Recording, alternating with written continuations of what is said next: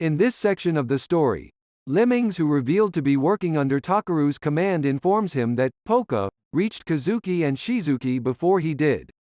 Later, in the mansion's annex, Razan dismisses his bodyguards when Corpse God requests privacy. Corpse God reveals that he is an otherworlder who has reincarnated in Polka's corpse.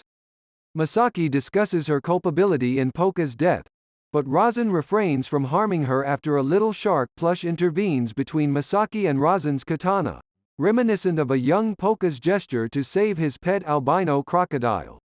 Razan finds the situation ridiculous and suggests that Corpse God could use one of the Shinuyama group's androids as his vessel.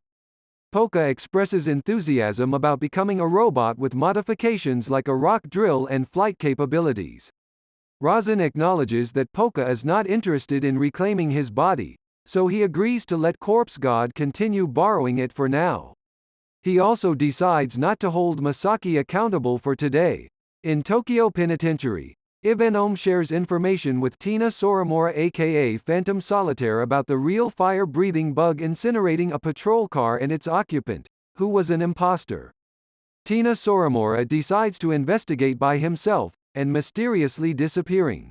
After, Ivanome and his team witness Solitaire's takeover of the airwaves, announcing his return and giving the police a grace period. The episode raises questions about Solitaire's motives and his mysterious abilities, setting the stage for more mystery. Next is Episode 8. We have new character called Seo, the new lodger at the torture building, introduces herself as Polka's niece. She explains that her room and shark memorabilia collection were destroyed in the estate fire. She also mentions her bodyguard, Xiaoyu, and his trainee butler role. Corpse God becomes suspicious about Seo's arrival and her possible involvement. Meanwhile, at the Shinuyama mansion, the police, led by Ivanome and Arasa, interrogate Takeru regarding the recent arson.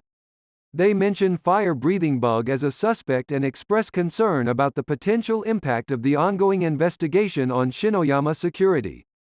Takeru, on the other hand, emphasizes his eagerness to see the police capture fire-breathing bug to prevent further harm to his company's reputation.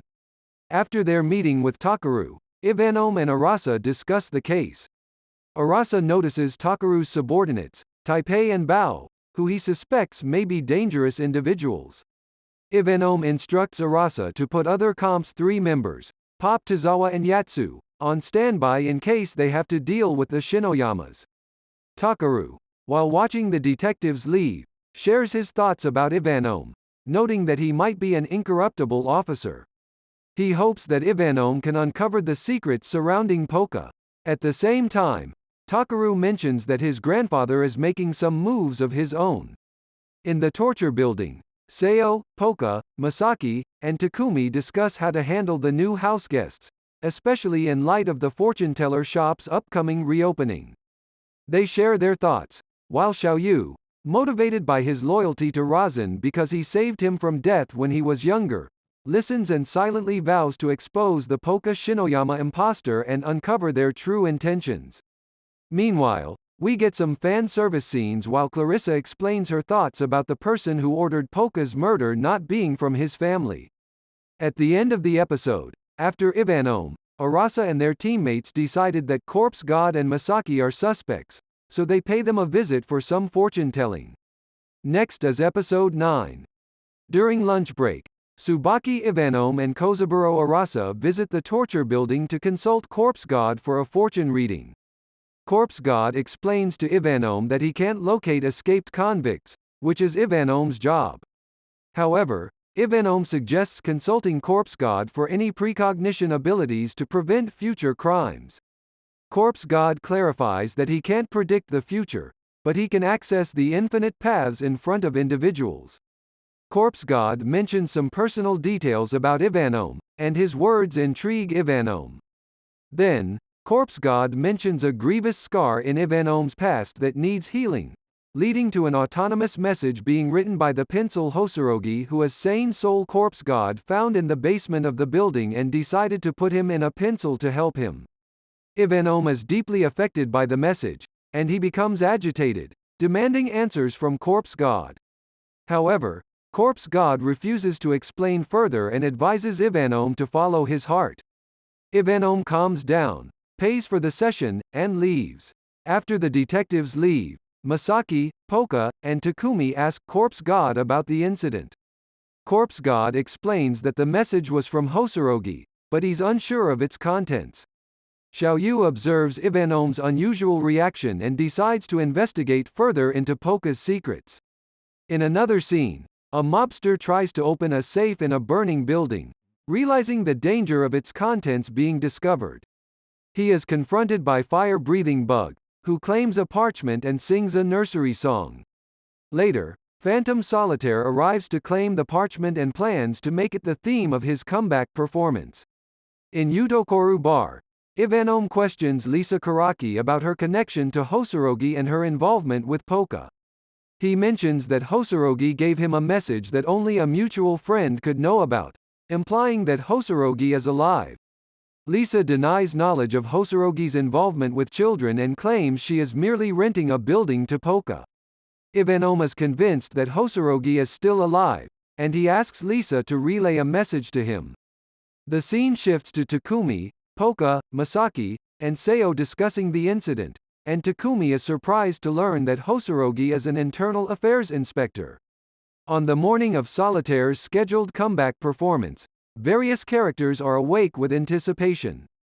Everyone is stunned when dirigibles, each bearing a symbol similar to the one in Hosorogi's message but with an additional horizontal line, invade Shinjuku's airspace. Corpse God recognizes the symbol as the emblem of the fallen empire from which he hails. Next is Episode 10. In a flashback, in the imperial palace of the Byandi Empire, Easley's swordfrail shows Corpse God the symbol adorning the banner of the empire and mentions that it was redesigned when the young emperor ascended the throne. In the present, members of an organization discuss online the symbol's appearance and express concerns about it circulating among the public. Some members suggest hiding it or attributing it to a cult, while others believe it could be a trap. A suited individual suggests a swift and painless response without sadism. In the opening credits, Tsubaki Ivanome and Kozaburo Arasa witness dirigibles in Shinjuku airspace bearing the symbol. Ivanome reveals the message written during the fortune-telling session. Arasa suggests that the symbol's recurring appearance is more than a coincidence, and Ivanome considers the possibility that Solitaire might have had him in his sights all along. Ivanome receives a call from the Metropolitan Police HQ. News broadcasters report the dirigible situation, while Phantom Solitaire reflects on the situation and the money spent on the dirigibles.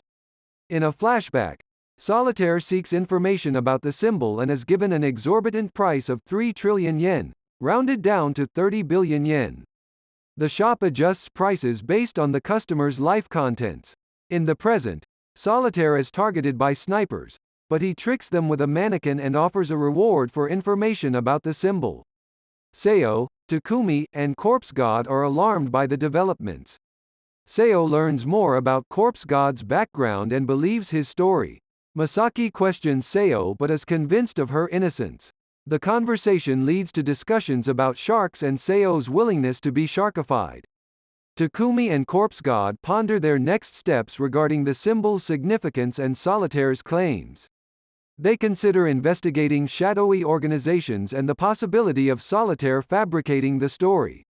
At the end of this episode, Tsubaki Ivanome becomes the leader of the investigation about the symbol's incident. Next is Episode 11. 4 individuals come to visit Corpse God for fortune-telling sessions. Corpse God, donned in his fortune-telling garb, discusses the emblem with Takumi, who has been investigating it. Takumi mentions the involvement of public safety and Inspector Miyabi Hosorogi's disappearance related to the emblem. However, Hosorogi clarifies that he was pursued by hired assassins, not the emblem's creators. He refrains from revealing the culprit's identity to protect those close to him, including Polka Shinuyama and his family. Afterward, a brief interaction between disgruntled officers and Ivanome and Arasa takes place, which highlights tension within the police force.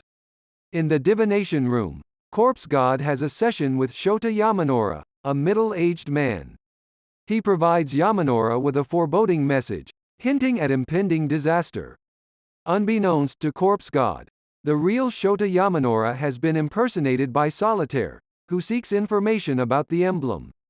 Solitaire has a disappointing interaction with Corpse God, who is unable to identify the emblem but senses something amiss with it.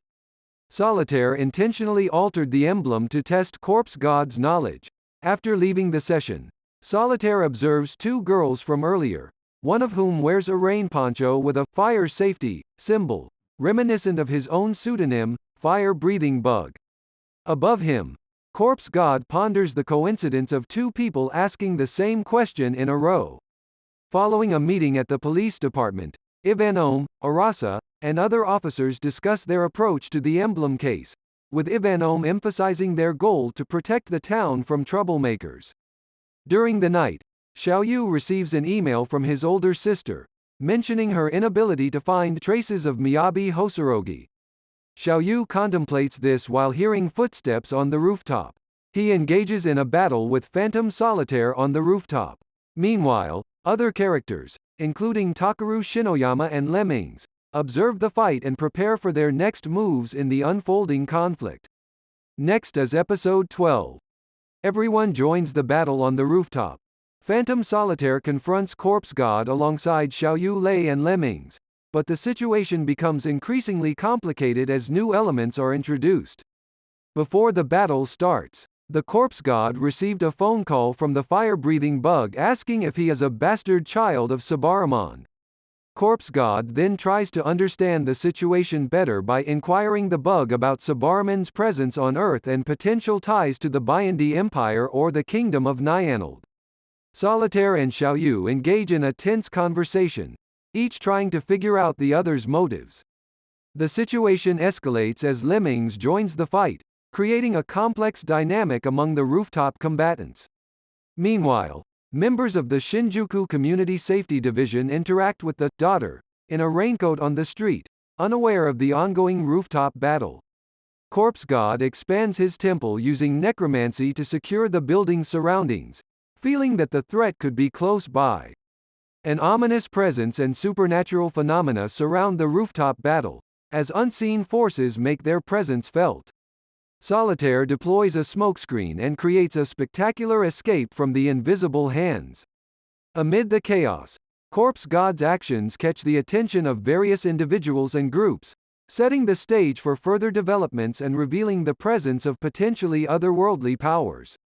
I would like to say that this season left us hanging as different characters and factions converge, with tensions and mysteries continuing to escalate. Thank you very much for watching. If you enjoyed the video, hit the subscribe button, the bell button, and comment your thoughts below. Until the next video, have a nice day.